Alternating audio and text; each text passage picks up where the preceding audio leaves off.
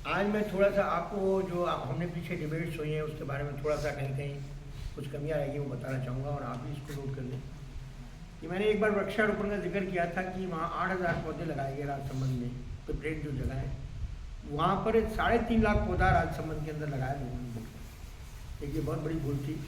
और दूसरा मैंने आपको ये कहा था कि 900 फीट पानी जो नीचे चला गया था वो अब 50 फीट ही रह गया। एलोवेरा के वहाँ पे 35.5 लाख पौधा लग चुका है। ये बहुत बड़ी अचीवमेंट है कि 35.5 लाख एलोवेरा प्लांट और 3 लाख आम पौधे उन राजसमंद के अंदर जहाँ पे वीराना होता था, टिब्बे होते थे, रेता होते थे, वहाँ लगाए गए। तो एक ये बहुत बड़ी बात है। दूसरी अब मुझे आप याद करा दीजिएगा कि वो कैसे भी इन्होंने एक किस्सा सुनाया तो मैं भी एक किस्सा इसके साथ ही सुनाऊंगा। आज का टॉपिक है आईक्यू। आईक्यू के बारे में आपने सभी ने सुना होगा कि आईक्यू क्या होता है, कि हमारी स्मरण शक्ति क्या है, हमारी सोच की शक्ति क्या है, हम कितना सोचते हैं और कितना आउटपुट दें, और इसको कैसे पाया जाए और कैसे ये कम होती है। कैसे कहते हैं तेरा तो आईक्यू ही नहीं कुछ। आईक्यू से आम भाषा में, हम साइंस की भाषा में कहते हैं तेरा ड्यूआ मैटर और ग्रे मैटर तेरा कितना है। हमारे ब्रेन का एक बहुत ही इंपॉर्टेंट पार्ट है जो हमारे इस संदूक के अंदर बंद है, जिसे हम कहते हैं सेरेब्रम कॉर्टेक्स, जो हमारी सारी मेमोरी का गढ़ है। हम जो सोचते हैं, हम जो करते हैं, जो हम फील करते हैं, वो सभी इसी के अंदर जाता रहता है और वो इकट्ठा होता रहता है। आपने देखा होगा कि कुछ लेक्चरर्स या कुछ बच्चे एक बार पेपर को देखते हैं तो उनको दोबारा देखने की जरूरत नहीं पड़ती और उनको याद हो जाता है। और कुछ लेक्चरर्स और कुछ बच्चे बार बार पढ़ के फिर बोलते हैं, बोर्ड पे या लिखाते हैं। तो डिपेंड करता है कि उनकी आईक्यू की शार्पनेस कितनी है।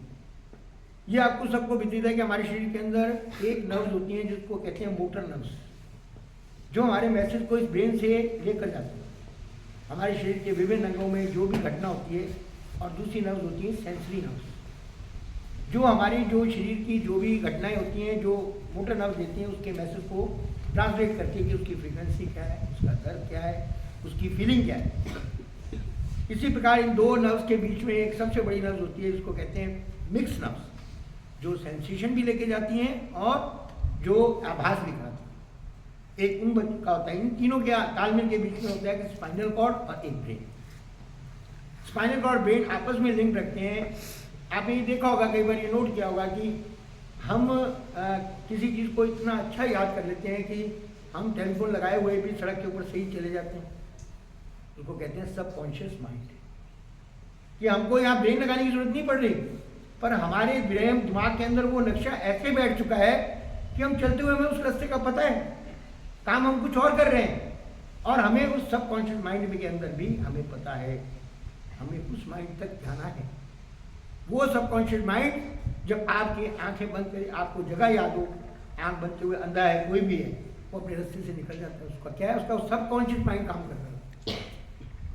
तो ये जो जीवन है इसके अंदर हमें कैसे इसको अपने आईक्यू को शार्प करना है, इस ग्रे मैटर को हमें कैसे बनाना है। अगर हम अपने जीवन के अंदर देखिए, सबके उतार चढ़ाव आते हैं, बच्चा बचपन से नौजवानी में भी आता है, आदमी है, इंसान है, मेल फीमेल की तरफ अट्रैक्ट भी होता है।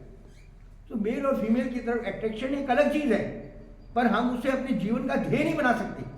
अभी आपके सामने एक मिशन है, हमें पढ़ना है, कुछ बनना है, बनने के बाद अपनी फैमिली का उत्तरदायित्व समझना है।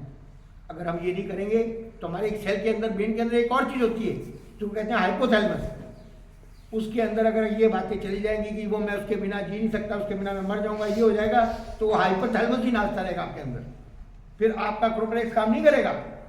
तो हमको विकास करना है किसका, अपने ग्रे मैटर। और वो कैसे होगा, उसकी छोटी सी एक विधि आपको आज जो लेक्चर दिए गए, आप मैंने इन लेक्चर में मैंने भी देखा कि मुझे कई बातें नहीं पता थी। जैसे इन्होंने कीर्ति का बारे में बताया तो मैंने बताया शनिदेव टंगे में बात, आज मेरा इन्होंने एक्सप्लेन किया कि वो कीर्ति देव है। कितनी बड़ी गेनिंग मेरे को भी हुई आज, हालांकि इतनी मेच्योरिटी के बाद ही मैं कई चीज़ें मिस कर रहा हूँ, मुझे पता लगी तो मैंने उसको आज नोट डाउन किया। आप अपने कागज पेन में रखिए, ये चीज़ें आपको बाहर नहीं मिलेंगी जो आपके लेक्चर आपके टीचर आपको दे रहे हैं। आप दूसरा ये कि हम अपने इसको ग्रे मैटर को विकसित कैसे करें। दिन भर की जो प्रक्रिया है, आपके मोटर नर्व ने दी, आपके सेंसरी नर्व ने उसको दी। आदमी जब रात को सोता है, सोने से आधा घंटा पहले वो दिन के सारे इंसिडेंट्स याद करें कि सुबह मेरे साथ क्या क्रम हुआ था, सुबह मैंने किसको क्या कहा था, उसने मुझे क्या जवाब दिया था उसका, उस क्रम को रात को दोहराए, और अगर वो 7 दिन तक लगातार उस क्रम को दोहराता रहता है तो मेरे ख्याल से कोई भी ऐसी चीज़ नहीं हो जो भूल जाए। करके देखिए इस प्रक्रिया को कि आपके दिन भर के जो इंसिडेंट्स हुए, जो घटनाएं क्रम हुई, आप सोते वक्त, लेटते वक्त क्या उसको दोहराते हो, आपके लेक्चर्स ने क्या किया, आपके स्टाफ ने क्या किया, आप कहाँ गलत थे। तो इस क्रम को अगर दोहराएंगे तो आप अपने इस मैटर को बहुत अच्छा विकसित कर सकते। डिसिप्लिन रहिए, खाना पीना अच्छा रखिए, बर्गर वगैरह की जगह सात्विक खाना खाइए, और आपस में जो व्यवहार है उसको सूदिंग में लाइए। आपने ये देखा होगा कि जब हमारा जो ग्रे मैटर और स्पाइनल कॉर्ड का आपस में लिंक हो जाता है तो उसको कहते हैं कोमा में जाता है। कहते 2-6 महीने तक मनुष्य कोमा में पड़ा हुआ रहता है, और उसके बाद में भी वो उठता नहीं, क्योंकि उसके जो तालमेल है, जो सेंसरी और कॉर्टेक्स नर्व के जो लाने ले जाने के जो संदेश है वो टूट जाते हैं, और उनको ग्रोन अप करते हुए बहुत समय लगता है, उसकी कोई अवधि नहीं होती कि वो कब ग्रो करें। तो मैं आज इन्हीं कुछ बच्चों ने, जैसे कि मैंने अभी कुछ देखा है, ये मैथमेटिक्स की कि मैंने अभी जो दिखाया, संजना ने देखा, बहुत अच्छा था, बहुत अच्छी कवरेज थी। और इसी प्रकार से आपके कई बच्चों के जो बड़े वायरल हुए लेख, उसके संबंधित एक और भी था लेख, डिसिप्लिन से संबंधित था, एक वो है, एक और लेख था जो 4-5 लेख मैंने इन्होंने कल बताए भी होंगे। तो मैं ये चाहूँगा कि आप इन चीज़ों में खोज लीजिए, और कुछ कमी होती है वो आप जाके यहाँ पे आके थोड़ा उसको सॉल्व कर लीजिए। जैसे आपको अनीमिया के बारे में कहा गया, तो अनीमिया का मेन होता है, हम जैसे हाथों को तो देखते ही, आँखों को और देखते हैं, आई लैशेस को और देखते हैं, ये पेट तो नहीं हो गई। इसी प्रकार से जो विटामिन हैं, विटामिन की भी अलग अलग प्रवृत्ति होती है, वाटर सॉल्युबल है, और जो वाटर सॉल्युबल है उनकी शॉर्टेज जल्दी होती है, और जो फैट सॉल्युबल है उनकी नहीं होती। ADA के विटामिन हैं ऐसे। अभी आपके बॉटनी वाले डिपार्टमेंट वालों ने यहाँ पे लगा दिए होंगे अभी आपके सर्कुलर, जिसमें बॉटनिकल गार्डन्स के नाम हैं, सारे पौधों के नाम हैं। तो मैं चाहूँगा कि बॉटनी वाले बच्चे, मेडिकल साइड के बच्चों को पता होना चाहिए कि पौधे वगैरह आपके जो बॉटनिकल गार्डन है का क्या है। एक कमी और थी, मैं शायद पंजाबी वाले टीचर भी खड़े हैं, और जो मैडम पंजाबी जानती हैं उनको भी थोड़ा सा चाहूँगा कि हमारे गुरु अंगद देव थे, तो उनके अमरदेव जी शिष्य होते थे। मैं बोलूँ या गलत हो तो बता दीजिएगा। शिष्य होते थे जो उनसे कम से कम 20 वर्ष बड़े थे। और ये किस्सा वो क्या थे, अंगद देव जी के स्नान के लिए डेली व्यास नदी से पानी लाया करते थे, एक मटका जो उन्होंने कभी जिंदगी में गिरने नहीं दिया, उस मटके को नियमित लाया करते थे। तो वो मटका लाते समय एक दिन बहुत मौसम खराब हुआ, वो मटका उनका पानी से गिरते गिरते वो खुद गिर गए, पर वो मटका उन्होंने गिरने नहीं दिया। तो जब वो जा रहे थे तो उन्होंने कहा कि ये कौन लेके जा रहा है, तो उन्होंने कहा ये अमर देवी जा रहे। किसी ने उनको कमेंट किया, तो उन्होंने उस लेडी के ऊपर थोड़ा सा, तुलसा बाई थी उसका नाम, कमेंट किया। कमेंट तो मैं ज़्यादा डीप नहीं जा पाया, फिर भी मैं पूछना चाहता हूँ। तो वो जब घर पे वहाँ पहुँचे तो वो लेडी भी वहाँ आई जिसको उन्होंने वो श्राप दिया था।